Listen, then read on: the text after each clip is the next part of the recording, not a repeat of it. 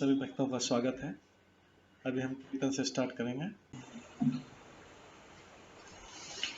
जय राधा माधव कुंज बिहारी, जय राधा माधव कुंज बिहारी, जय गोपीजन वल्लभ गिरिवर धारी, जय गोपीजन वल्लभ गिरिवर धारी, यशोदानंदन व्रज जनरंजन, यशोदानंदन व्रज जनरंजन, यमुना तीरावनचारी,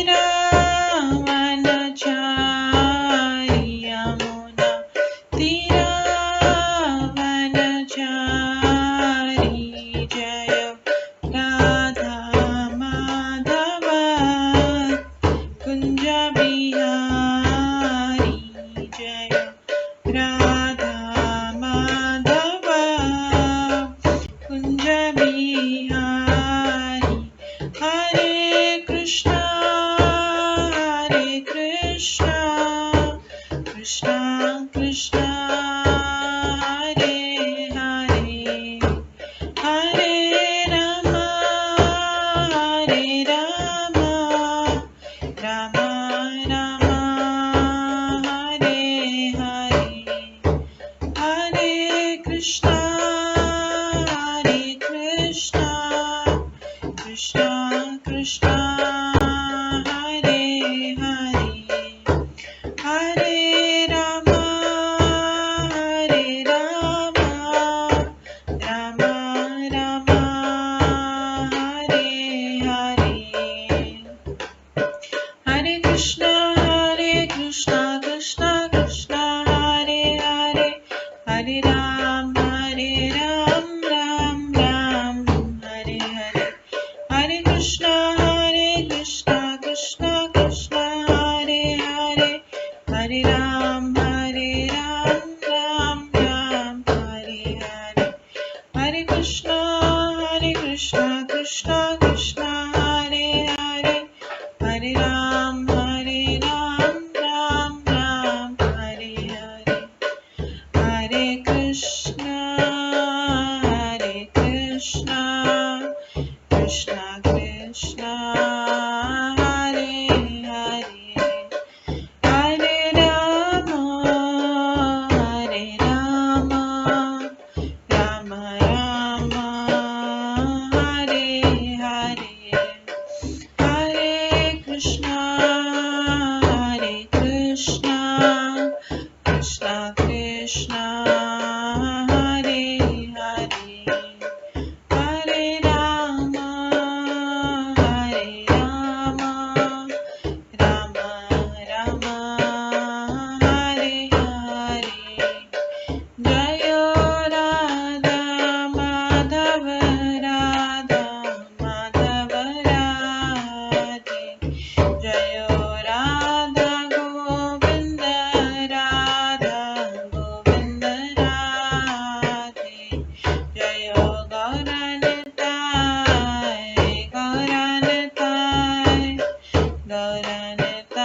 जय गौरनिताय, जय जय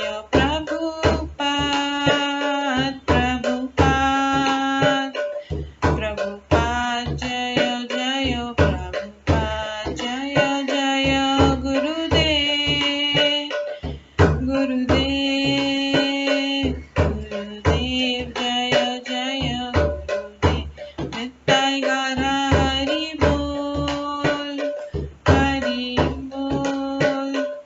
हरि बोल नित्य गौर हरि बोल।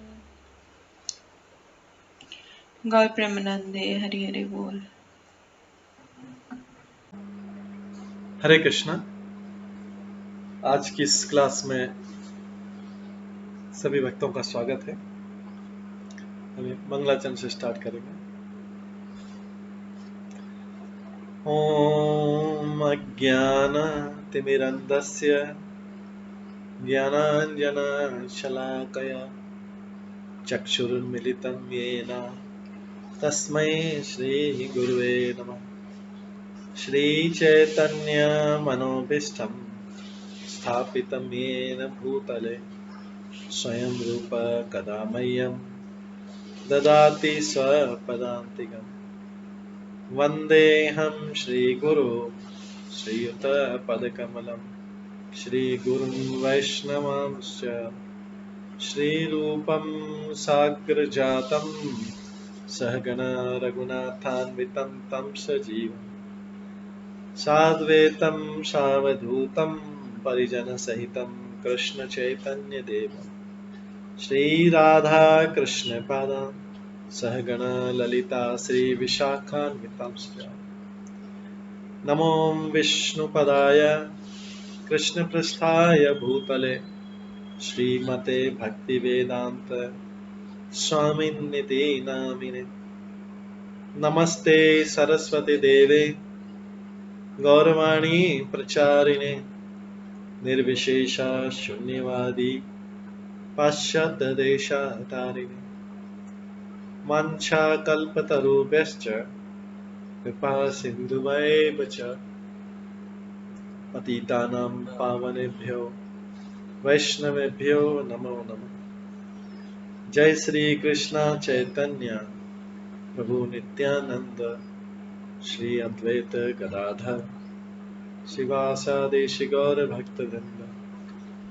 हरे कृष्णा कृष्णा कृष्ण हरे हरे, हरे राम राम राम हरे हरे। ओम नमो भगवते वासुदेवाय। ओम नमो भगवते वासुदेवाय। ओम नमो भगवते वासुदेवाय। नारायणं नमस्कृत्य नरं चैव नरोत्तमं देवीं सरस्वतीं व्यासं ततो जयमुदीरयेत्। नष्टप्रायेषु भद्रेषु नित्यं भागवत सेवया भगवते उत्तम श्लोके भक्तिर्भवति नैष्ठिकी। कृष्णाय वासुदेवाय देवकी नंदनाय च नन्दगोपकुमाराय गोविन्दाय नमो नमः।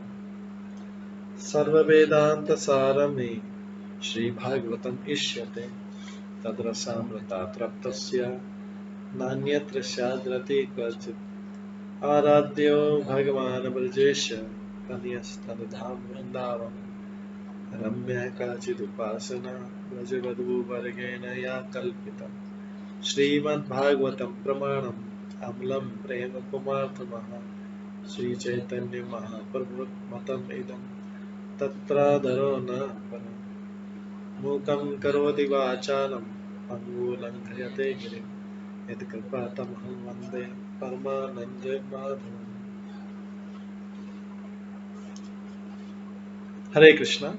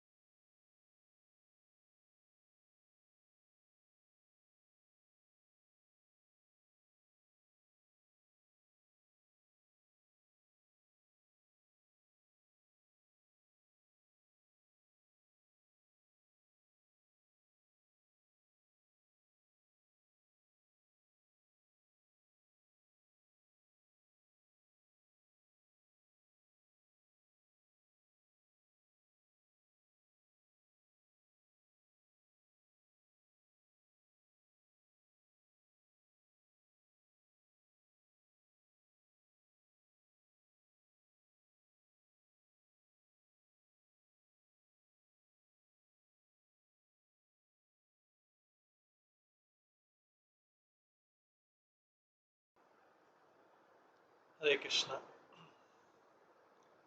आज की इस क्लास में सभी भक्तों का स्वागत है।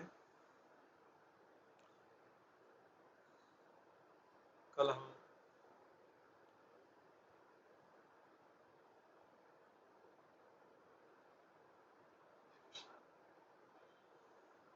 हम श्रवण कर रहे थे श्रीमद् भागवतम के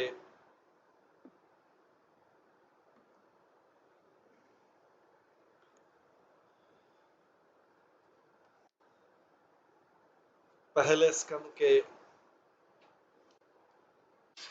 17वें अध्याय से,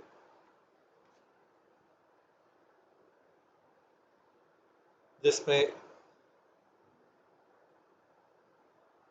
शरणागत के रक्षक तथा इतिहास में प्रशंसनीय महाराज परीक्षित ने उस दीन शरणागत पतित कली को मारा नहीं, अपितु वे दयापूर्वक हंसने लगे क्योंकि वे दीन वत्सल हैं। यहाँ पर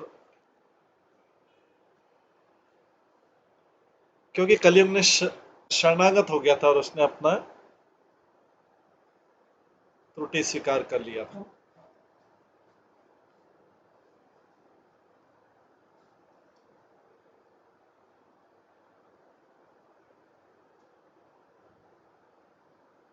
तो ये हम कल श्रवण कर रहे थे पहले स्कंद के 17वें अध्याय से, कली को दंड तथा पुरस्कार।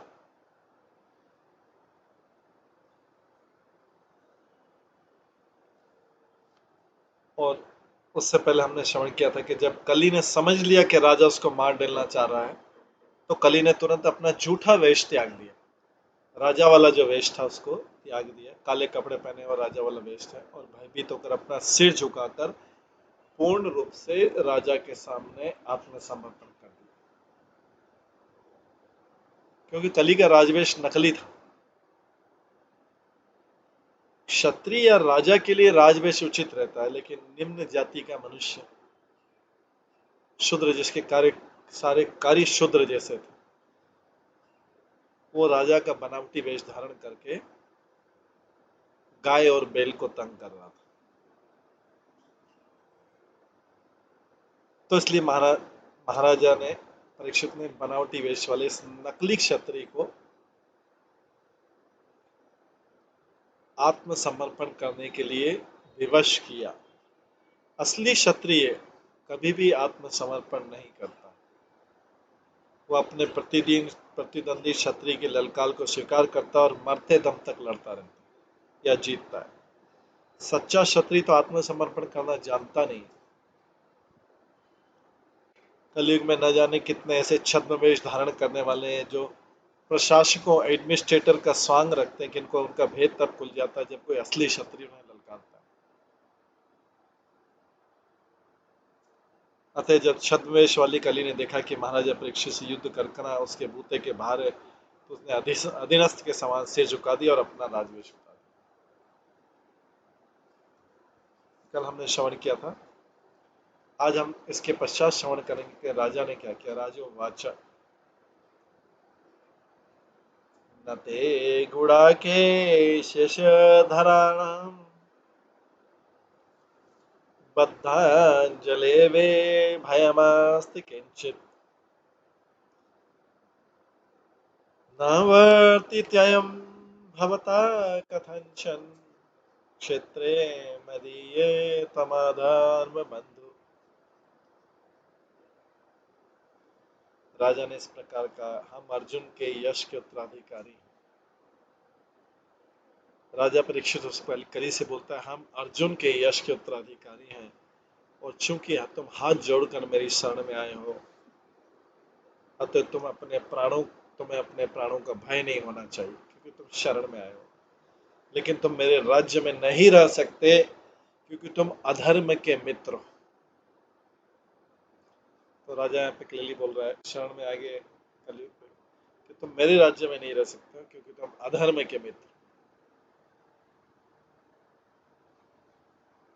तात्पर्य सभी प्रकार के अधर्मों के मित्र कली को क्षमा किया जा सकता है यदि आत्मसमर्पण करता, लेकिन उसे किसी भी दिशा में कल्याण राज्य के किसी की कोने में नागरिक के रूप में नहीं रहने नहीं दिया जा सकता।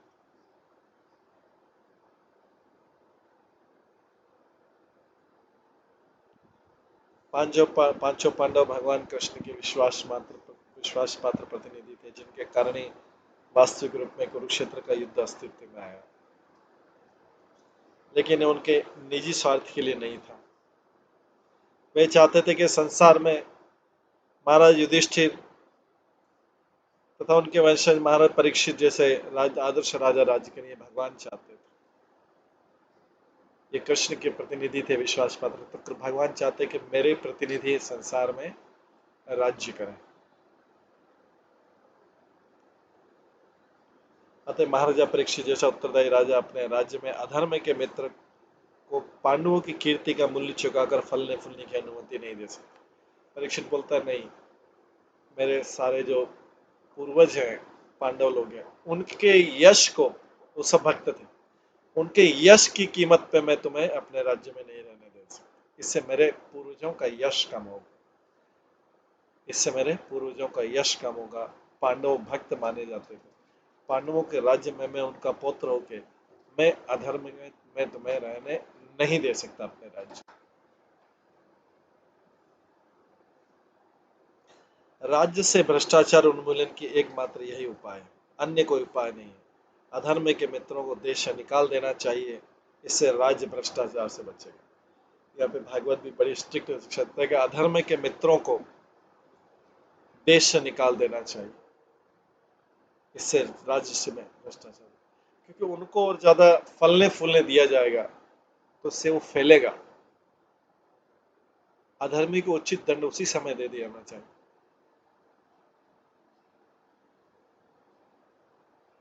नहीं तो इससे बाकी व्यक्तियों को प्रोत्साहन मिला कि देखो अधर्मियों को भी पालने पोसने दिया जा रहा है, फलने फूलने दिया जा रहा है।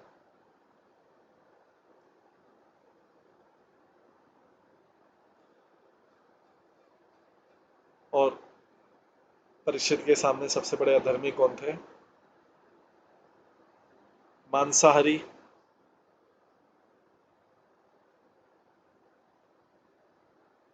नशा करने वाले, अवैध संबंध रखने वाले और जुआ और इस प्रकार से कृत्य करने वाले, ये चार बड़े अधर्मी थे। बाकी के अधर्मी थे, लेकिन ये बड़े अधर्मी को जब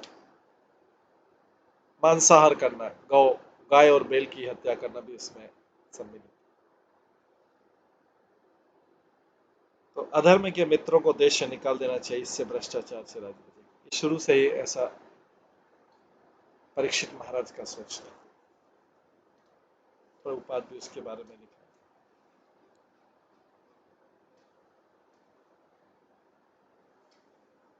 राज्य में भ्रष्टाचार उन्मूलन करने का यही एकमात्र उपाय है। त्वं वर्तमानं नरदेव देहे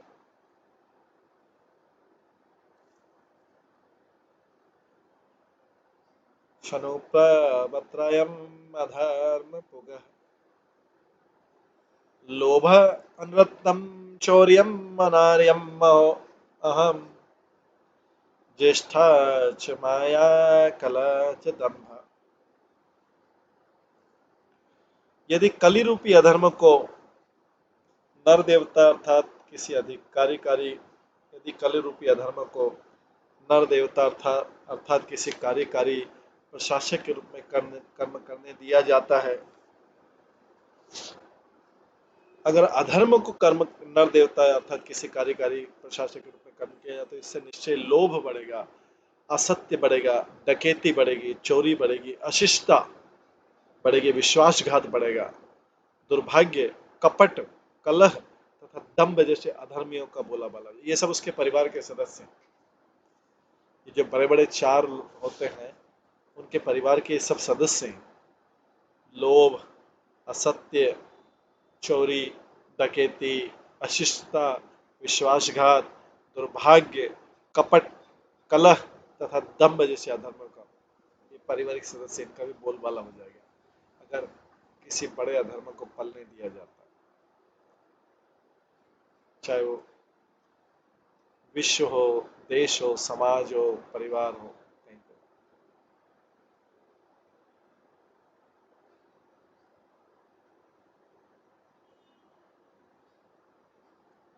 तात्पर्य किसी भी मत के अनुयायीगण धर्म के सिद्धांतों जैसे तप, स्वच्छता, दया तथा सत्य का पालन कर सकते हैं, जैसा कि हम पहले कर चुके हैं। इसके लिए हिंदू, मुसलमान या ईसाई या अन्य कोई मतावलंबी बनने की आवश्यकता नहीं, जिससे कि स्वधर्म त्यागी बनकर धर्म के सिद्धांतों का पालन न करना पड़े। भागवत धर्म धर्म के सिद्धांतों का पालन करने के लिए कहता है।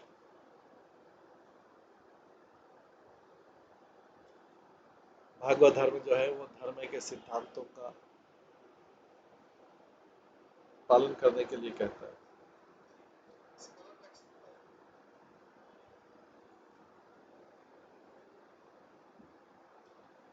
धर्म के सिद्धांत न तो रूढ़ियां हैं, न ही किसी मत के नियामक सिद्धांत। ऐसे नियामक सिद्धांत संबंधित देश तथा काल के अनुसार भिन्न भिन्न हो सकते हैं। मनुष्य को इतना ही देखना है कि धर्म का उद्देश्य पूरा होता है या नहीं। वास्तविक सिद्धांतों तक पहुंचे बिना रूढ़ियों तथा सूत्रों से चिपके रहना ठीक नहीं। लोग उठकर रिचुअल्स तो करते रहते हैं, लेकिन वो उसके मूल सिद्धांत को भूल जाते हैं कि सारी चीजें किस लिए कर। धर्म निरपेक्ष राज्य किसी भी विशेष मत के प्रति निष्पक्ष रह सकता है, किंतु राज्य उपयुक्त धर्म के सिद्धांतों के प्रति उदासीन नहीं रह सकता। लेकिन कलयुग में राज सत्ता के कार्यकारी अध्यक्ष ऐसे धार्मिक सिद्धांतों के प्रति उदासीन हो गए होते हैं। उनके क्षण क्षण में धार्मिक सिद्धांतों के विरोधी यथा लालच, असत्य, छल तथा चोरी स्वाभाविक रूप से पनपेंगे। ऐसे में राज्य भ्रष्टाचार रोकने के लिए विज्ञापन बाजी की होल लेके कोई आता।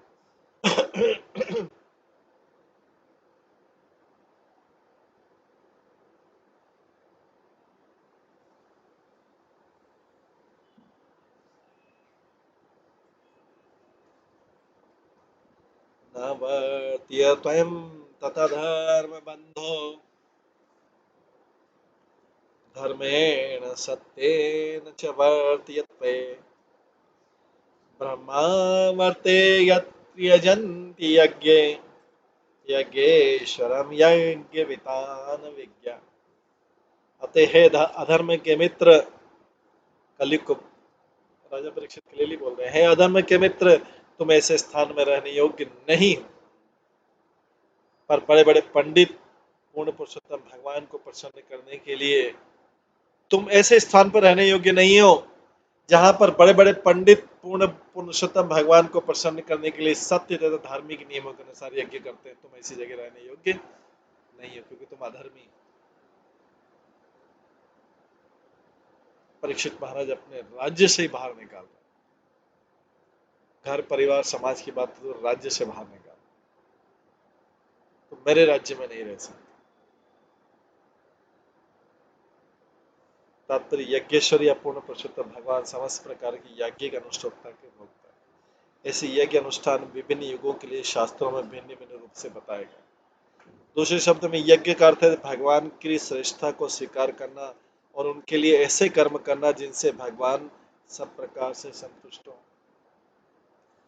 यज्ञ का अर्थ है भगवान की श्रेष्ठता को स्वीकार करना और उसके लिए ऐसे कर्म करना जिससे भगवान सभी प्रकार से संतुष्ट हो। यही वास्तव में यज्ञ है। उसको पहले अग्नि में आहुति देके किया जाता था प्राचीन युगों में, अभी भी चलता है, लेकिन वो अभी संकीर्तन यज्ञ भी है और बाकी जो कार्य है सारे भगवान को भोग लगाना भी यज्ञ। लेकिन किसके लिए? ऐसे कर्म करना जिनसे भगवान सभी प्रकार से संतुष्ट हो। व्यक्ति संतुष्ट नहीं है, भगवान संतुष्ट।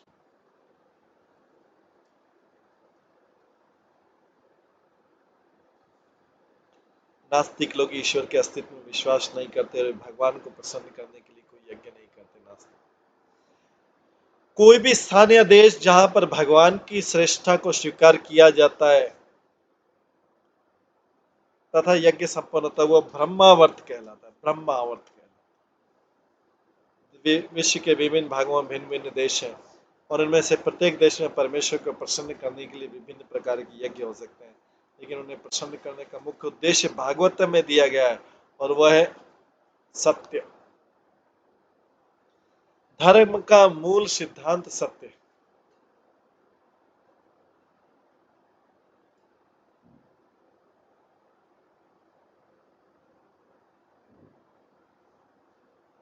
प्रत्येक देश में परमेश्वर को प्रसन्न करने के लिए विभिन्न प्रकार के यज्ञ हो सकते हैं, लेकिन उन्हें प्रसन्न करने का मुख्य उद्देश्य भागवत में दिया गया है, और वह है सत्य। धर्म का मूल सिद्धांत सत्य है, और सभी धर्मों का चरम लक्ष्य भगवान को प्रसन्न करना है। इस कलयुग में यज्ञ का सबसे महान सामान्य सूत्र है संकीर्तन यज्ञ। धर्म की फाउंडेशन जो चार चीजों में तपस्या है, दया है,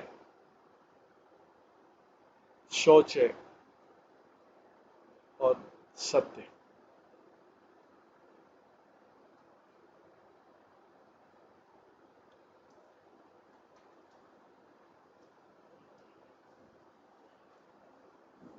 और इस कलयुग में यज्ञ का सबसे महान सामान्य सूत्र है संकीर्तन यज्ञ। भगवान चैतन्य इस यज्ञ की इस विधि का प्रचार किया, और श्लोक से जाना जा सकता है कि संकीर्तन यज्ञ को कहीं भी कली को भगाने के लिए तथा मानव समाज को कली के प्रभाव का शिकार से बचाने के लिए संपन्न किया गया।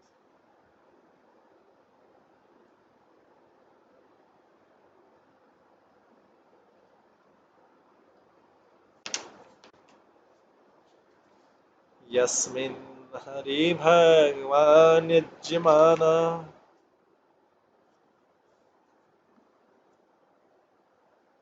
यज्ञात्ममूर्ति यजतां शमः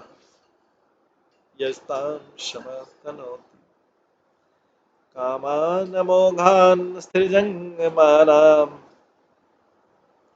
अन्तः बहिर्वायु इव एष आत्मा।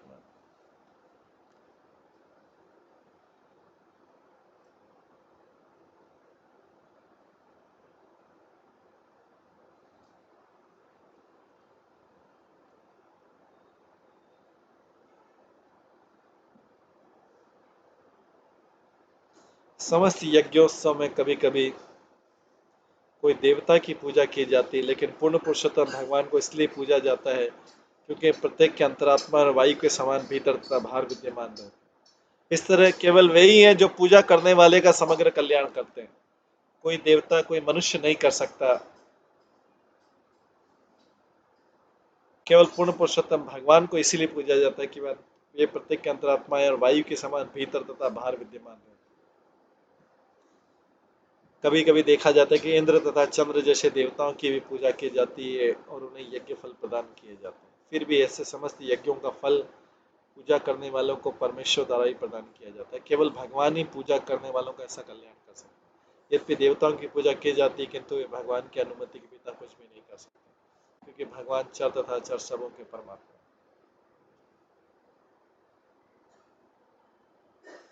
भागवत गीता में भगवान ने स्वयं इसकी पुष्टि की, ये अपि अन्य देवता भक्ता यजन्ते श्रद्धयान्विता ते अपि मामेव कौन्तेय यजन्त विधि पूर्वक। एक कुंती पुत्र, मनुष्य अन्य देवों को जो भी अर्पित करता है वो वास्तव में मेरे निमित्त ही होता है, किंतु वो यथार्थ को समझे बिना अर्पित किया जाता है।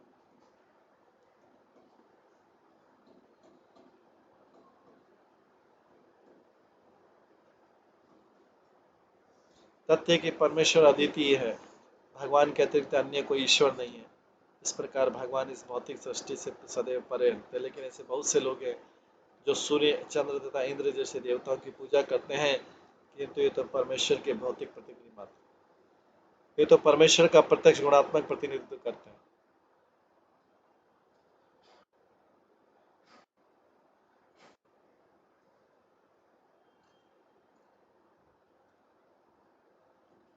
किंतु एक विद्वान या भक्त जानता है कि कौन क्या है। विद्वान भक्त जानता है कि कौन क्या है, परमेश्वर की क्या स्थिति है, देवताओं की क्या स्थिति, सूर्य चंद्र की क्या स्थिति। अतः वो व्यक्ति सीधे परमेश्वर की पूजा करता है और गुणात्मक भौतिक प्रतिनिधि के कारण इधर उधर चित्त नहीं भटकने देता है। जो इतने बुद्धिमान नहीं है वे इन गुणात्मक भौतिक प्रतिनिधियों को पूजते हैं, लेकिन उनकी पूजा अनियमित होने के कारण नियम के विपरीत है।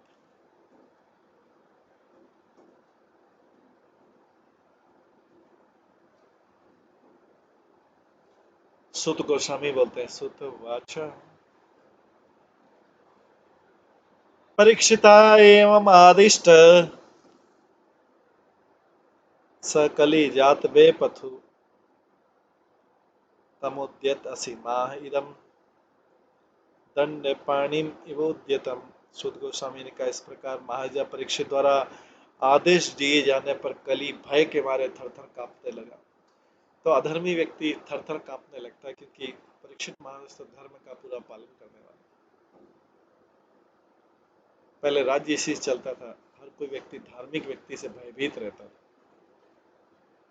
क्योंकि धार्मिक व्यक्ति जो भगवान का संरक्षण प्राप्त है उसको किसी से डरने की जरूरत नहीं रहती। थर थर कांपने वाले कौन डरता, कौन? अधर्मी व्यक्ति। तो यहाँ पे इस प्रकार, हालांकि वो भी राजा के वेश में बन के आया था कली, लेकिन अभी परीक्षित महाराज से थर थर कांप रहा। परीक्षित महाराज द्वारा आदेश दिए जाने पर कली भय के मारे थर थर कांपने लगा। राजा को अपने समक्ष यमराज के समान मारने के लिए उद्यत देखकर कली ने राजा से इस प्रकार कहा।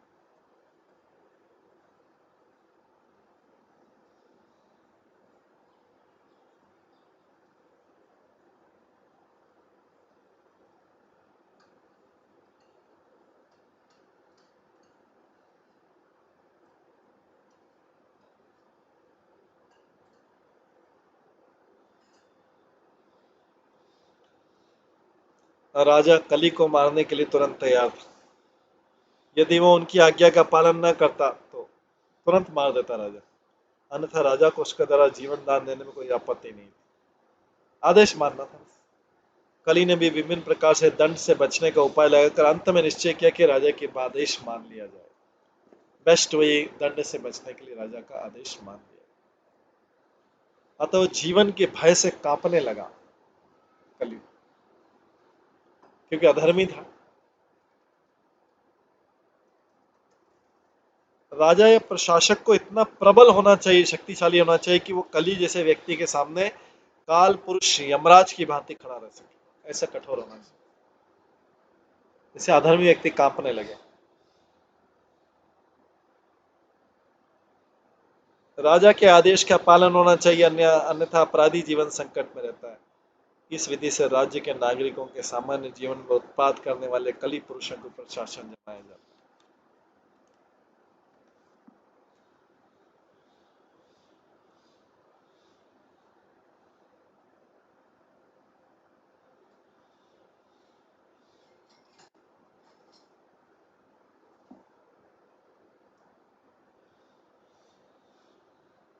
कलिरुवाच यत्र क्व वा अथ वत्स्यामि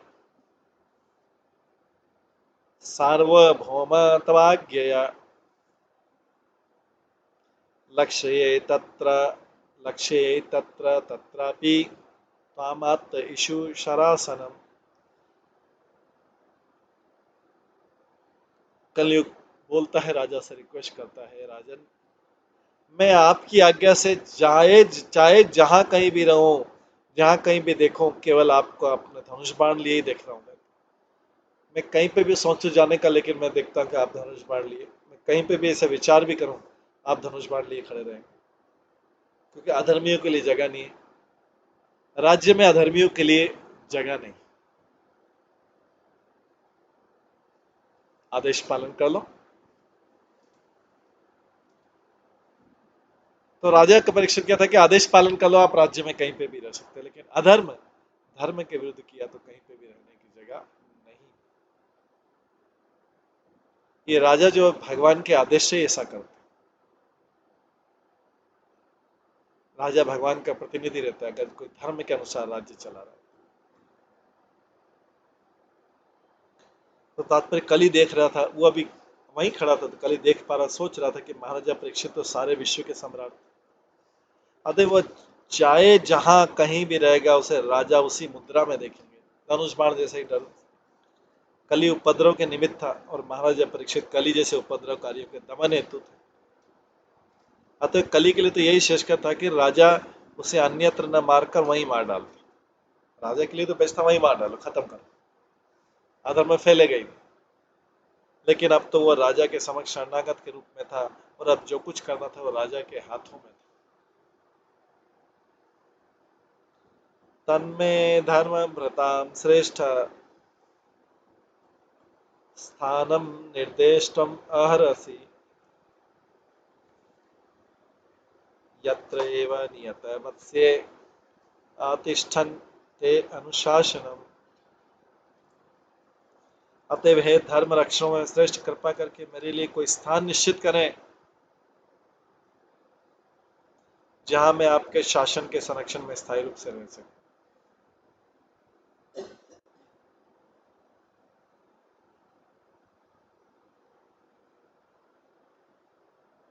तात्पर्य, कली ने महाराजा परीक्षित को धर्म रक्षकों में श्रेष्ठ कहकर संबोधित किया, क्योंकि राजा उस व्यक्ति को मारने से रुक गए जिसने उनकी शरण ग्रहण कर ली थी। किसी शरणागत जीव को समस्त सुरक्षा प्रदान की जानी चाहिए, भले वो शत्रु क्यों हो, लेकिन वो शरण में आए।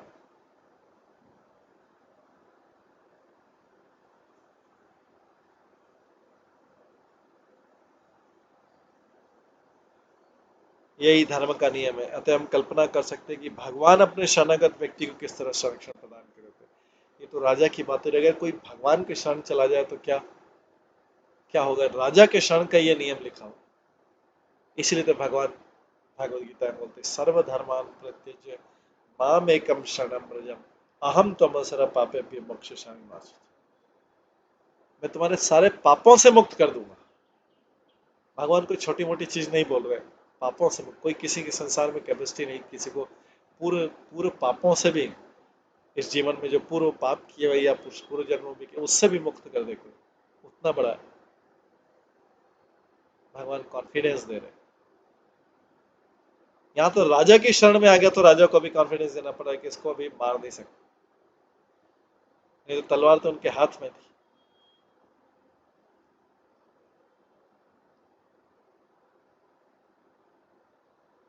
भगवान शरणागत के समस्त पापों तथा पाप कर्मों के फलों से भी रक्षा कर।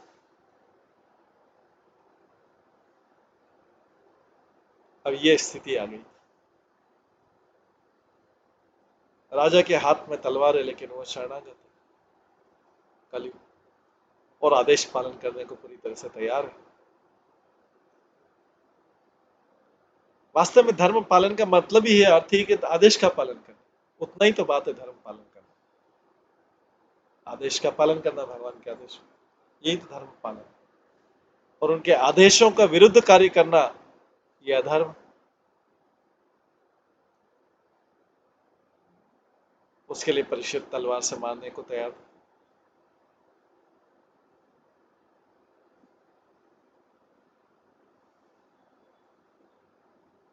सुत वाच अभ्यर्थिता तस् अभ्यर्थिता तदा तस्मै स्थानानि कलिये ददो द्यूतम पानम स्त्रिया सूना यत्र अधर्म चतुर्विध। शुद्ध गोस्वामी ने कहा, कलयुग द्वारा इस प्रकार याचना किए जाने पर महाराजा परीक्षित ने उसे 4 स्थानों पर रहने की अनुमति दी। बोले, जहां जुआ खेला जाता है, जहां शराब या मद्यपान होता है, जहां अवैध संग होता है और जहां पशुवध होता है, यहाँ पे 4 जगह पर।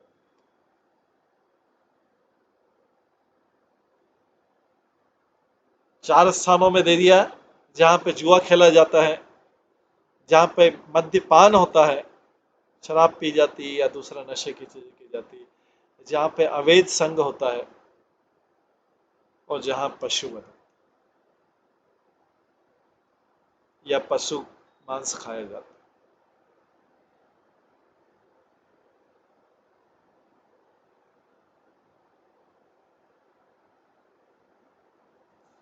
तात्पर्य, अधर्म के मूल लक्षण तथा जैसे अहंकार, अवैध संग, मादक द्रव्य सेवन तथा असत्य भाषण धर्म के 4 सिद्धांत तपस्या, स्वच्छता, दया या सत्य के आचरण को नष्ट कर देते। ये तपस्या, स्वच्छता, दया तथा सत्य के विपरीतार्थी हैं। कलयुग को जिन स्थानों में रहने का स्थान दिया, राजा ने विशेष अनुमति दी। दुर्त कीड़ा का स्थान, अवैध संघ का स्थान, मदिरालय तथा कसाई का।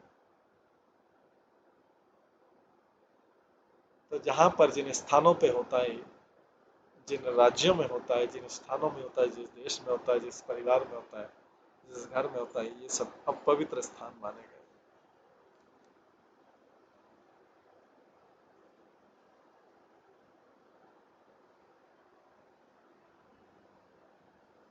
वे सब अपवित्र स्थान,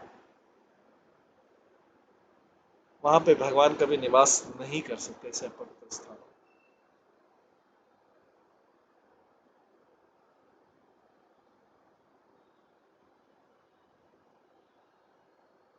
जीव गोस्वामी निर्देश देते हैं कि शास्त्रों के सिद्धांतों के विरुद्ध मद्यपान तथा बिना विवाह स्त्रियों की संगति तथा शास्त्र के आदेश के विरुद्ध पशुवध, अवैध संग, ये सब आधार्मिक कर्तव्य। वेदों में प्रवर्तों अथवा जो भौतिक भोग में लगे हुए हैं और निवृत्तों अर्थात जो भाव बंधन से मुक्त, उनके लिए दो भिन्न भिन्न प्रकार के आदेश। प्रवर्तों के लिए जो भौतिक भोग में लगे हैं उनके लिए आदेश है कि धीरे धीरे अपने कर्मों को स्वच्छ करें और नियमित करें, मोक्ष मार्गों की, अपने अपने कर्मों को मोक्ष मार्ग की ओर नियमित करें, उस तरफ ले जाए जो भोग में डूबे हुए हैं। अतः जो लोग निपट अज्ञानी और सुरा सुंदरी तथा मांस आदि के आदि है, उन्हें 17 मणि यज्ञ करने के लिए, ये फिर जो जो धीरे धीरे रेस्ट्रिक्शन चढ़ते हैं उनको अलग अलग यज्ञ करने के लिए और अलग अलग तरीके से कई बार यज्ञों में मांस खाने की अनुमति देवी के लिए की जाती है, क्योंकि उनको धीरे धीरे, क्योंकि प्रवृत्ति मार्ग पे उनको वहां से हटाना है, तो धीरे धीरे उनको रेस्ट्रिक्ट करके की जाती है। वैदिक साहित्य की ऐसी संस्तुतियां एक वर्ग विशेष के लिए, सर्वसाधारण के लिए नहीं, लेकिन चूंकि ये विशिष्ट व्यक्तियों के लिए वैदिक आदेश है, अतः प्रवर्तों द्वारा किए गए जाने वाले ऐसे कार्य को अधर्म नहीं माना जाता।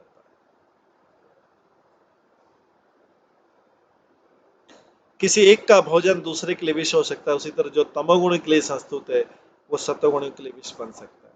अतः इसलिए जी गोस्वामी प्रभु पुष्टि करते हैं कि एक वर्ग विशेष के लिए, लोगों के लिए शास्त्रों की संस्तुतियों को कभी भी अधर्म नहीं मानना चाहिए, लेकिन वस्तुतः ऐसे कार्य अधर्म है और उन्हें कभी प्रोत्साहन नहीं देना चाहिए।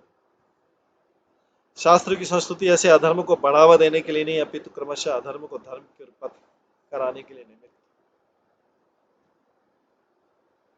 महाराजा परीक्षित के पदाचिन्हों का अनुसरण करते हुए राज्य के समस्त प्रमुख कार्यकारी प्रमुख कर्तव्य के अपने राज्य में धर्म के सिद्धांतों जैसे तप, सचता, दया तथा सत्य की स्थापना करें और सभी प्रकार से अधर्म को, अहंकार, अवैध स्त्री संग या वेश्यावत, मादक द्रव्य सेवन तथा असत्य को रोकें। और अच्छा तो यह है कली को द्युत, सुरापान, वेश्यावृत्ति तथा पशुवत होने वाले स्थानों में भेज दिया जाए। कली को उन स्थानों में भेज दिया जाए रहने के लिए। जो लोग इन अधार्मिक आदतों से ग्रस्त हैं, उन्हें शास्त्रों के आदेश से शुभ पथ पर लाया जाए। किसी भी परिस्थिति में उन्हें किसी भी राज सत्ता से प्रोत्साहन नहीं मिलना चाहिए। इन कार्यों को करने के लिए कभी भी किसी को प्रोत्साहित नहीं करना चाहिए।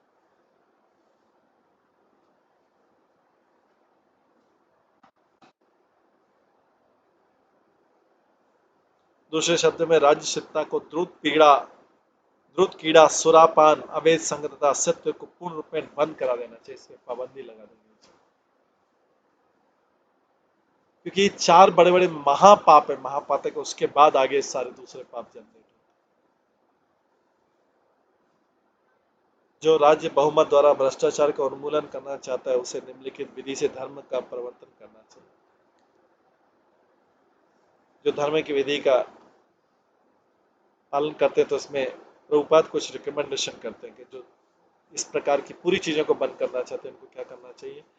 एक मंथ में यदि अधिक तो नहीं तो कम से कम 2 से 3 अनिवार्य उपवास करना चाहिए, तपस्या। आर्थिक दृष्टि से भी ऐसे 2-3 दिन के उपवास से राज्य में लाखों टन खाद्यान्न की बचत होगी और इससे नागरिकों के स्वास्थ्य पर भी अच्छा प्रभाव पड़ेगा। आजकल ज्यादा खाने से लोग रोगी हो रहे हैं, न कि कम खाने से। प्रभुपाद अपनी तरफ से रिकमेंडेशन करें, तरुण बालक तथा बालिकाओं को जब क्रमशः आयु 24 वर्ष और 16 वर्ष की हो जाए तो उनका विवाह होना चाहिए। यदि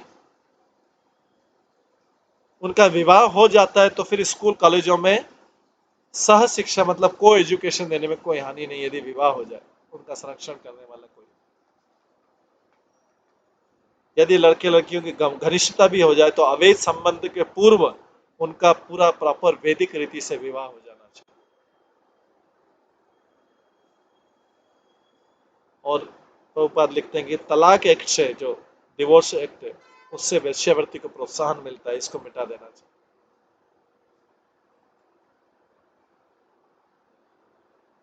क्योंकि तलाक के बाद में फिर दोनों अपना अलग अलग संबंध स्थापित करें। इससे वेश्यावृत्ति को प्रोत्साहन, अवैध संघ को प्रोत्साहन मिलेगा, इसको मिटा देना चाहिए। तीसरा है, राज्य के नागरिक राज्य में या समाज में आध्यात्मिक वातावरण उत्पन्न करने के लिए अपने अपनी आय का 50% दान में दे, जिससे पूरी जगत में प्रचार हो सके। वे भगवत के सिद्धांतों का उपदेश, जैसे कर्मयोग द्वारा भगवान को प्रसन्न करने के लिए प्रत्येक काम करके, प्रामाणिक पुरुषों या मुक्तात्माओं से श्री भागवतम का नियमित श्रवण करके, घर या पूजा स्थलों पर सामूहिक रूप से भगवान का कीर्तन करके, श्रीमद् भागवतम के उपदेशों में लगे भागवत लोग व्यक्तियों की सेवा करके तथा ईश्वर चेतना से पूर्ण वातावरण वाले स्थान में रहकर इस प्रकार से भगवान का प्रचार कार्य कर सकते। तो किस किस तरीके से प्रभुपाद बता रहे हैं, कर्मयोग द्वारा अर्थात भगवान को प्रसन्न, प्रत्येक काम से भगवान को प्रसन्न करके, उनके प्लीज उनके उनके प्रसन्न करने वाले काम को करके, प्रामाणिक पुरुषों या मुक्त आत्माओं से नियमित भागवतम का श्रवण करके, घर या पूजा स्थलों पर सामूहिक रूप से भगवान की महिमा का कीर्तन करके, श्रीमद् भागवतम के उपदेश में लगे हुए भागवत प्रचारकों की सभी प्रकार से सेवा करके तथा ईश्वर चेतना से पूरित वातावरण वाले स्थान में रहकर ये पूरा वातावरण जो है धार्मिक बना सकते। यदि राज्य उपयुक्त विधि से संचालित हो तो सहज ईश्वर सर्वत्र ईश्वर चेतना रहेगी। कृष्णा कॉन्शियस करने में कोई इजी वे में सब लोग व्यक्ति कृष्णा कॉन्शियस हो जाएंगे, कोई विशेष मेहनत नहीं करनी पड़ेगी जब पूरा वातावरण ही ऐसा।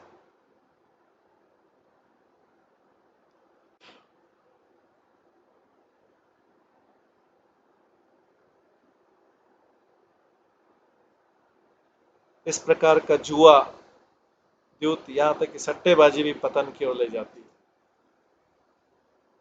जब राज्य में जुआ खेलने को प्रोत्साहन मिलता है तो सत्य का सर्वथा लोप हो जाता है और उपयुक्त आयु से अधिक काल तक तरुण तथा तरुणियों को अविवाहित रहने की अनुमति करके यौन संबंधों को प्रोत्साहन मिलता है, अवैध संबंध तथा सभी प्रकार के कसाई घरों को लाइसेंस का निषेध होना चाहिए। मांसाहारियों को शास्त्रोक्त अनुमति विधि से मांस ग्रहण करना चाहिए। ये उन लोगों के लिए जो अभी छोड़ नहीं पा रहे तो उनको देवी पूजा का जो बताया गया तमोगुणी होती है। यहाँ पे जीव गोस्वामी बोलते हैं कि दूसरों को उसकी नकल नहीं करनी, जो तमोगुणी छोड़ नहीं पा रहे मांसाहार उनके लिए एक उनको एक विशेष प्रकार की पूजा संपन्न करके, क्योंकि इसमें लिखते हैं कि एक को रिकमेंड किया उसका मतलब दूसरे को नहीं है। लिखा है जो तमोगुणों के लिए संस्तुत है सतोगुणों के लिए वेश बन सकता है, सतोगुणों के लिए वो नहीं, वो तमोगुण है।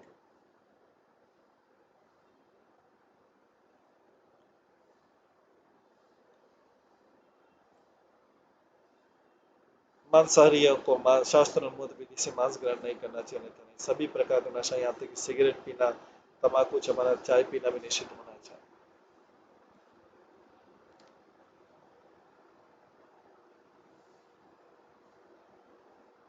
पुनश्च याचमानाय जात रूपम प्रभु ततः जात रूपम अदात प्रभु ततः अनम्रतम मदम कामम रज वैरम च पंचमम। कली ने जब कुछ याचना की तो राजा ने उसे उस स्थान में रहने की अनुमति प्रदान की जहां पे सोना उपलब्ध, जहां पे स्वर्ण हो। स्वर्ण मतलब एक्स्ट्रा था। तो कली ने जब कुछ याचना की तो राजा ने उसे स्थान में रहने के लिए अनुमति प्रदान की जहां पे सोना उपलब्ध, क्योंकि जहां जहां स्वर्ण होता है, जो अतिरिक्त धन है जो भगवान की सेवा में नहीं, वहीं वहीं असत्य होता है, मद होता है, काम होता है, ईर्ष्या होता है और वैमनस्य शत्रुता भी रहती है।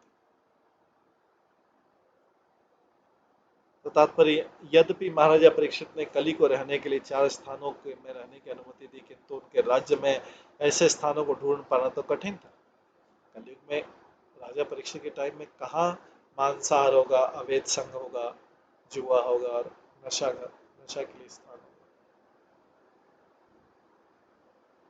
यद्यपि महाराजा परीक्षित ने कली को रहने के लिए 4 स्थानों में रहने की अनुमति दी, किंतु उनके राज्य में ऐसे स्थानों को ढूंढ पाना कठिन था। इतना धार्मिक राजा था, इतना स्ट्रिक्ट था, इतना कठोर था। अतः कली ने राजा से कुछ ऐसा देने के लिए याचना की कि जो व्यवहारिक और उसके कपट कार्यों में काम आ सके। कली बोल रहा मेरे कपट कार्यों के लिए कुछ व्यवहारिक, कुछ प्रैक्टिकल कीजिए। ये तो थ्योरेटिकल हो गया। ये बात तो सही आप बोल रहे हैं, लेकिन कुछ प्रैक्टिकल कीजिए कि मैं कहाँ रहूं।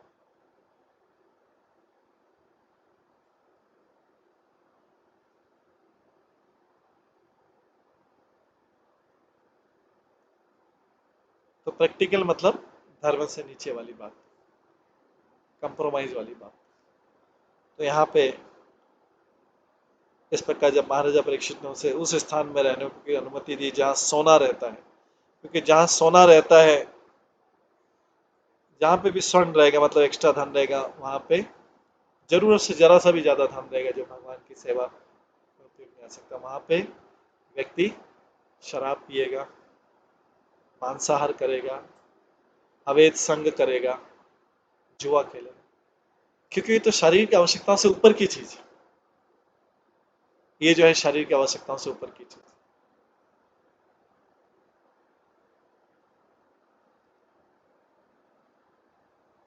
इसके अतिरिक्त वैर भी रहेगा, और इस तरह कली स्वर्ण मानकीकृत हो गया। श्रीमद् भागवतम के अनुसार जो स्वर्ण है, असत्य भाषण, मादक द्रव्य सेवन, अवैध संग, ईर्ष्या तथा शत्रुता को प्रोत्साहन देता है। यहाँ तक कि स्वर्ण मानक विनिमय तथा मुद्रा भी बुरे होते हैं। स्वर्ण मानक मुद्रा भी असत्य पर आधारित है, क्योंकि मुद्रा सुरक्षित सोने के समक्ष नहीं था। जो करेंसी छपती है वो भी इस आधार पर छपती है कि गोल्ड कितना है, लेकिन आधुनिक युग में उतना गोल्ड भी नहीं, ये भी चीटिंग है। आधुनिक युग में गोल्ड उतना नहीं जितनी करेंसी छप जाती है। तो चीटिंग है पब्लिक के साथ में। अगर सारी पब्लिक खर्च करने लग जाए तो उतना धन गवर्नमेंट के पास पेमेंट करने के लिए नहीं होगा। तो स्वर्ण मानक मुद्रा भी असत्य पर आधारित है, क्योंकि मुद्रा सुरक्षित सोने के समकक्ष नहीं होती। इसका मूल सिद्धांत झूठा है, क्योंकि मुद्रा नोटों को वास्तविक सुरक्षित स्वर्ण से अधिक जारी किया जाता है। अधिकारियों की इस कृत्रिम मुद्रास्फीति से राज्य की अर्थव्यवस्था का दुरुपयोग होता है। बुरे धन या कृत्रिम मुद्रा नोट के कारण वस्तुओं के दाम कृत्रिम रूप से बढ़ जाते हैं। बुरा धन अच्छे धन को बाहर निकाल दे फेंकता है। एक्चुअली जहां पे भी बुरा धन आ जाता है, जिस भी कंट्री में भी, कंट्री के समाज में, परिवार में, घर में जहाँ पे बुरा धन आ जाता है, वो अच्छे धन को भी बाहर निकाल देता है। वो उतना डैमेज कर देता है कि अच्छा धन जो मेहनत का धन है वो भी चला जाता है।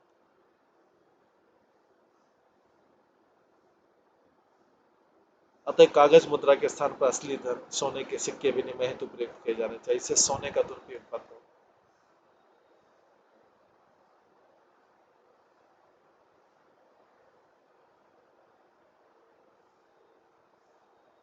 स्त्रियों के स्वर्ण आभूषण गुण के अनुसार नहीं, क्या आभूषण में क्या डिजाइन है उसके गुण के आधार पर नहीं, अपितु भार के आधार पर, कंट्रोल पर बेचे जाए। इससे काम, ईर्ष्या तथा शत्रुता को प्रोत्साहन नहीं मिलेगा।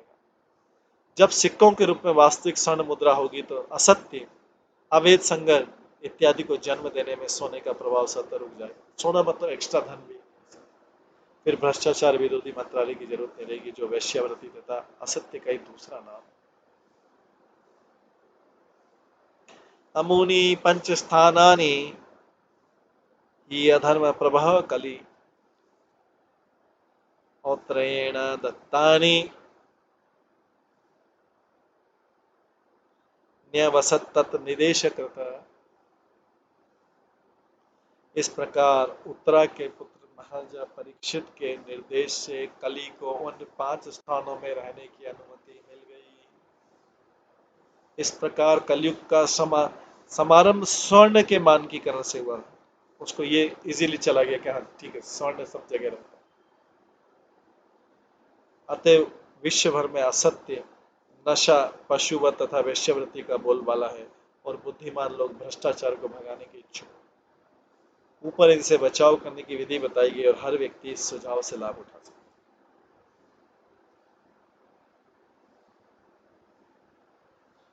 अथेतानि न सेवेत बुभुष पुरुष क्वचित, विशेषतः धर्मशीला राजा लोकपति गुरु।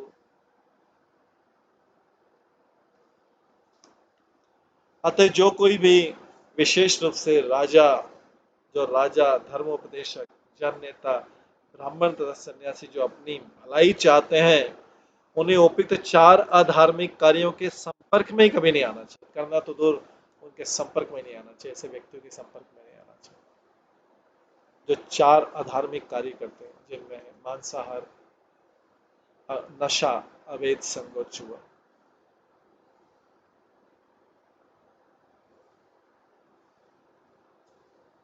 तात्पर्य ब्राह्मण तथा अन्य सभी वर्णों के धर्म उपदेशक रहते हैं और सन्यासी सभी वर्णों तथा आश्रमों के गुरु रहते हैं। उसी प्रकार राजा तथा जन नेता भी समस्त लोगों के भौतिक कल्याण के लिए उत्तरदायी होते हैं।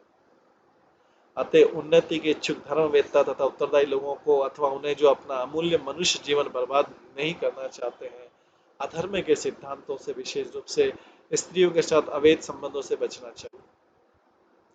यदि कोई ब्राह्मण सत्यवादी नहीं है तो ब्राह्मण होने के उसके सारे अधिकार तत्काल व्यर्थ निर्मूल हो जाते हैं।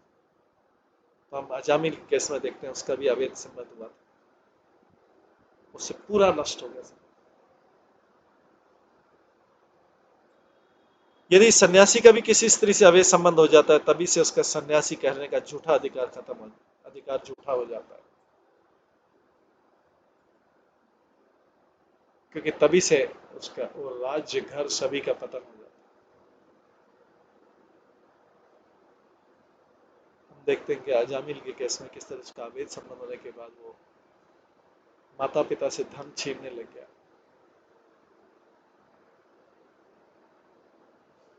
स्त्री के गहने ले लिए उसने, और फिर बाद में लूटपाट करने लग गया।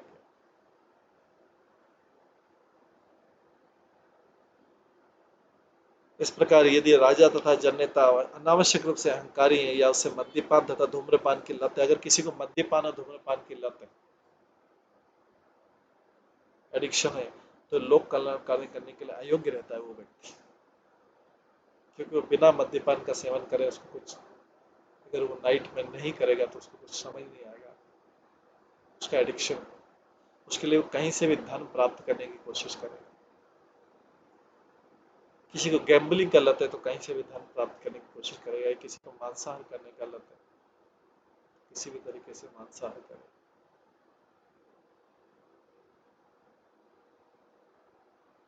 वास्तव में सत्य जो है सभी धर्मों का मूल सिद्धांत है, ये सारे कार्य छुप के करने वाले हैं। तो इसलिए देखिए, सत्य सबसे बड़े आड़ा आता है। ये सारे चारों आधार्मिक कार्य, ये जो है जनरली व्यक्ति छुप के करता है।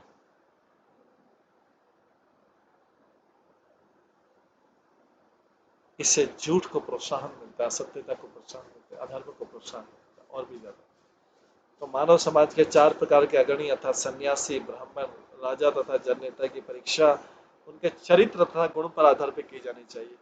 कोई व्यक्ति सन्यासी है या ब्राह्मण है या राजा है, जननेता, उसके चरित्र के आधार पर और गुणों के आधार पर उसकी परीक्षा होनी चाहिए, उसके बेस पे बोलना चाहिए।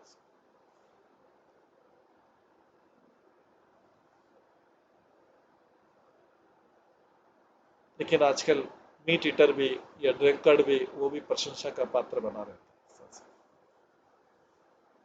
वो भी प्रशंसा का पात्र बना रहे हैं। यह चारों आधार्मिक कार्य करने वाले भी प्रशंसा का पात्र बना रहे हैं। आश्चर्यजनक चीज है कि जो वास्तव में कलयुग में जो प्रशंसा का पात्र होना चाहिए, एक समाज उसकी प्रशंसा नहीं कर पाता, और जो प्रशंसा के पात्र नहीं है वो व्यक्ति प्रशंसा के पात्र।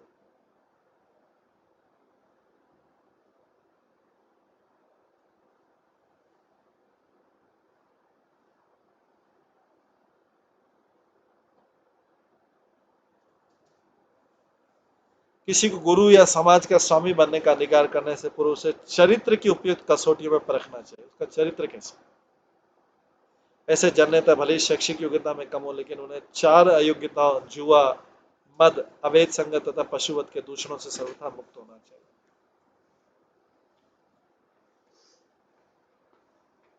ये अक्षमणीय पाप, और बाकी सब पापों की उत्पत्ति देखा जाता है कि इसी से होती है। इसी से व्यक्ति असत्य बोलता है, इसी से व्यक्ति छल कपट करता है, इसी से व्यक्ति को धन की कमी महसूस होती है, इसी से व्यक्ति को डकैती लूटपाट ये सब करता है, इसी के कारण।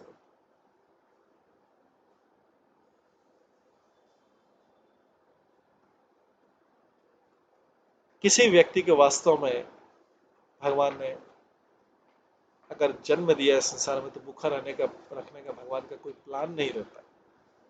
किसी व्यक्ति का जो है भगवान भूखा रखने का किसी को भी प्लान नहीं रहता, भगवान के प्लान में नहीं हो।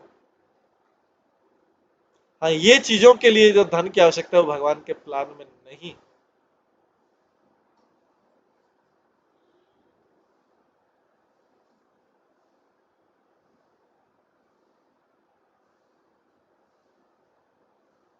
क्योंकि इच्छाओं के ऊपर आधारित है, जबकि रोटी कपड़ा ये जो है आवश्यकताओं के ऊपर आधारित है। इसके पश्चात आगे बोलते हैं, वृषस्य नष्टान तृणपादान तपः शौचम दयामिति प्रतिसंदद्ध आश्वास्य महीम च समवर्धयत्। तत्पश्चात राजा ने धर्म रूपी बैल के विनष्ट पैरों को पुनः स्थापित किया और आश्वासन देने वाले कार्यों से पृथ्वी की दशा में काफी सुधार किया। कली के लिए विशेष स्थान नियत करके महाराजा परीक्षित ने एक तरह से कली को भी चीटिंग कर दिया। अच्छा, महाराज परीक्षित ने, जैसे भगवान होते हैं छलियों के भी छली रहते, चीटर से भी चीट, तो परीक्षित महाराज ने एक तरीके से कली को भी चीट कर दिया, क्योंकि उसको ये स्थान तो इजीली मिलेंगे नहीं परीक्षित महाराज के राज्य में। कली धर्म रूप बैल तथा गाय रूप पृथ्वी की उपस्थिति में वे अपने राज्य की सामान्य स्थिति का आकलन कर सके, अतः उन्होंने बैल के 3 पांवों को पुनः स्थापित करने की तुरंत व्यवस्था की। ये पांव थे तप, स्वच्छता तथा दया, और विश्व भर के लोगों के सामान्य लाभ के लिए उन्होंने स्वर्ण भंडार को समाज में स्थायित्व लाने के लिए प्रयुक्त किया। सोना जो स्वर्ण निश्चित रूप से असत्य, मद, वैश्यावृत्ति, शत्रुता तथा हिंसा को जन्म देने वाला है। किंतु सुयोग राजा नेता अथवा ब्राह्मण या सन्यासी के मार्गदर्शन में, अगर ब्राह्मण सन्यासी या सुयोग राजा हो, उसके मार्गदर्शन में वही सोना धर्म रूप बैल के लुप्त पांवों को फिर से स्थापित करने में प्रयुक्त किया जा सकता है। मतलब वही स्वर्ण जो है धर्म की स्थापना करने के काम में आ सकता है, अगर किसी सन्यासी ब्राह्मण के गाइडेंस में उस स्वर्ण का उपयोग। अतः महाराजा परीक्षित ने अपने पितामह अर्जुन की भांति कली की तुष्टि के लिए सारे अवैध सोने को एकत्र कर लिया, और श्रीमद् भागवत के उपदेशानुसार उसने उसे संकीर्तन यज्ञ में प्रयुक्त किया। जैसे कि हमने सुझाव दिया था, संचित धन के वितरण करने के लिए इसके 3 भाग करने चाहिए। 50% भगवान की सेवा के लिए, 50% परिवारजनों के लिए, 25% परिवारजनों के लिए तथा 25% निजी आवश्यकताओं के लिए। आय का 50% भगवान की सेवा के लिए संकीर्तन यज्ञ के माध्यम से समाज में आध्यात्मिक ज्ञान के प्रसार हेतु व्यय करना सर्वोच्च मानवीय करुणा का प्रदर्शन हो गया। सामान्यतः विश्व के लोग आध्यात्मिक ज्ञान के विषय में, विशेष रूप से भगवत भक्ति के विषय में अंधकार में रहते हैं। अतः भक्तिमय सेवा के क्रमबद्ध दिव्य ज्ञान का प्रसार करना सबसे बड़ी दया है जो विश्व के प्रति प्रदर्शित की जा सकती है। जब प्रत्येक व्यक्ति को अपने संचित सोने का 50% हिस्सा भगवान की सेवा में अर्पित करने के लिए शिक्षा दी जाएगी, तो निश्चय तप, स्वच्छ तथा दया स्वतः पीछे पे जाएंगे, और उससे धर्म के खोए हुए 3 पांव स्वतः स्थापित हो जाएंगे।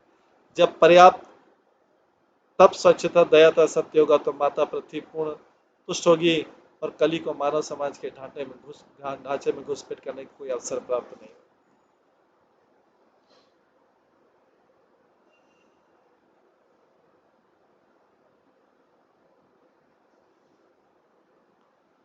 स तर्हि अध्यास्ते आसनं पार्थिवोचितं पितामहेन उपन्यस्तं राज्ञा अरण्यं विवीक्षता आस्ते अधुना स राजऋषि कौरवेन्द्र श्रिया उल्लसन गजाये महाभाग चक्रवर्ती भृतशव।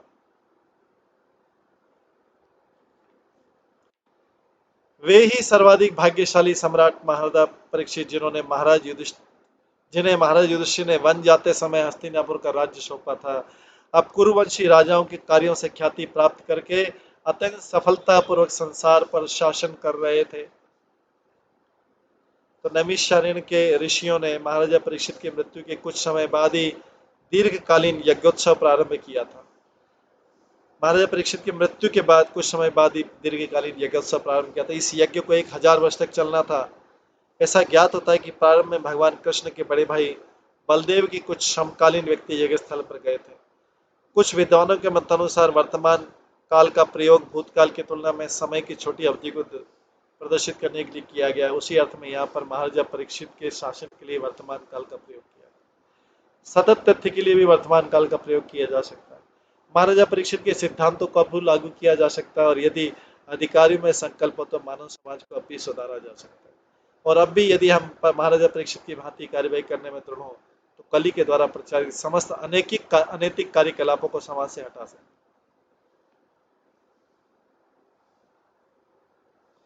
यद्यपि उन्होंने कली के लिए कुछ स्थान निश्चित कर दिए थे, किंतु कली को संसार भर में ऐसे स्थान नहीं मिल पाए क्योंकि महाराजा परीक्षित इतने सावधान थे कि जुआ खेलने, मद्यपान करने, वेश्यावृत्ति तथा पशुवध के लिए कोई स्थान न रहे। आधुनिक प्रशासक राज्य से भ्रष्टाचार समाप्त करना चाहते हैं, लेकिन वे निपट मूर्ख होने के कारण यह भी नहीं जानते कि इसे कैसे किया जाए।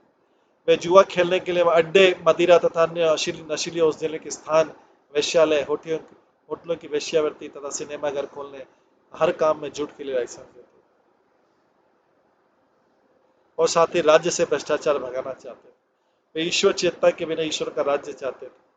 ईश्वर चेतना के बिना ईश्वर का राज्य चाहते थे। भला दो विरोधी बातें एक जैसे कैसे संभव? या यदि हम राज्य से भ्रष्टाचार दूर करना चाहते हैं तो हमें सर्वप्रथम समाज को इस तरह संगठित करना होगा कि वह धार्मिक सिद्धांतों को जैसे तप, स्वच्छता, दया तथा सत्य को ग्रहण करे और हमें परिस्थिति को अनुकूल बनाने के लिए जुआ, शराब, अवैध संघ तथा असत्य के सारे स्थानों को बंद करना पड़ेगा। ये कुछ व्यवहारिक शिक्षाएं जो हमें श्रीमद् भागवतम से प्राप्त होती। इसी अध्याय का अंतिम श्लोक है, इत्थम भूतानुभाव अयम अभिमन्यु सुतः अयम अभिमन्यु सुतः नृपः यस्य पालयत क्षौणिम यूयम सत्राय दीक्षिता। अभिमन्यु पुत्र महाराजा परीक्षित इतने अनुभवी थे कि उनके पटु शासन तथा संरक्षत्व के बल पर तुम सब इस प्रकार के यज्ञ संपन्न कर रहे हो। ये शौनक ऋषि को सब सूत गोस्वामी बोल रहे हैं कि परीक्षित महाराज, अभिमन्यु पुत्र परीक्षित महाराज इतने अनुभवी, उनके पटु शासन तथा संरक्षत्व के बल पर तुम सब इस प्रकार के यज्ञ संपन्न कर रहे हो। तो ब्राह्मण तथा सन्यासी समाज के आध्यात्मिक उन्नयन में अत्यंत दक्ष होते हैं, जब क्षत्रिय या प्रशासक मानव समाज में भौतिक शांति तथा संपन्नता लाने में दक्ष होता है। दोनों ही सुख के समान स्तंभ, सुख के स्तंभ के समान आते हुए जन कल्याण के पूरी सहयोग के निमित्त होते हैं। महाराजा परीक्षित कली को अपने कार्य क्षेत्र से भगाने में अत्यंत अनुभवी थे, जिससे राज्य में आध्यात्मिक प्रभुत्ता के लिए स्थान मिल सका। यदि सामान्य लोग ग्रहणशील न हो तो आध्यात्मिक प्रभुत्ता की आवश्यकता पर बल दे पाना कठिन। तप, स्वच्छता, दया तथा सत्य धर्म के मूल सिद्धांत और इनसे आध्यात्मिक ज्ञान को ग्रहण करने की भूमिका तैयार होती। इस प्रकार महाराजा परीक्षित ने इसके लिए एक अनुकूल परिस्थिति बना ली थी। इस तरह नैमिषारण्य के ऋषि 1000 वर्षों तक यज्ञ करने में सक्षम बने। दूसरे शब्दों में राज्य की सहायता के बिना दर्शन का कोई मत या धर्म निरंतर प्रगति नहीं कर सकता। सभी के कल्याण के लिए, इस अच्छे कार्य के लिए ब्राह्मणों तथा क्षत्रियों के बीच पूरा सहयोग होना चाहिए। महाराजा अशोक के समय तक भी भावना बनी रही थी। राजा अशोक ने भगवान बुद्ध को पर्याप्त समर्थन दिया, जिससे उसका संप्रदाय सारे विश्व में फैल गया। इस प्रकार से जो है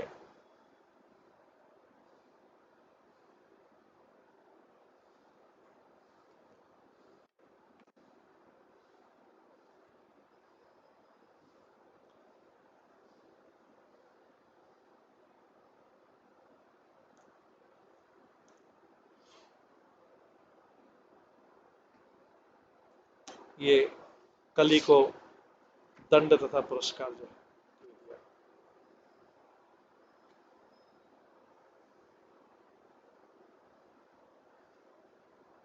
इस तरह से ये अध्याय यहाँ पे समाप्त होता है। कल की क्लास में हम अब 18वां अध्याय करेंगे, ब्राह्मण बालक द्वारा महाराज परीक्षित को शाप। इसमें 2 अध्याय है, 19वां अध्याय और 18वां अध्याय, 2 और अध्याय पहले के अंदर। तो आज को यहीं पे विराम देते हैं, समय भी हो गया है। हरे कृष्णा। सभी भक्तों का बहुत बहुत धन्यवाद। सभी भक्तों के लिए एक बार हरे कृष्ण महामंत्र का जप करते हैं। हरे कृष्णा कृष्णा कृष्णा हरे हरे, हरे राम राम राम हरे। श्रीमद् भागवतम महापुराण की जय। श्रील प्रभुपाद की जय। सभी भक्तगणों की जय। हरे कृष्ण।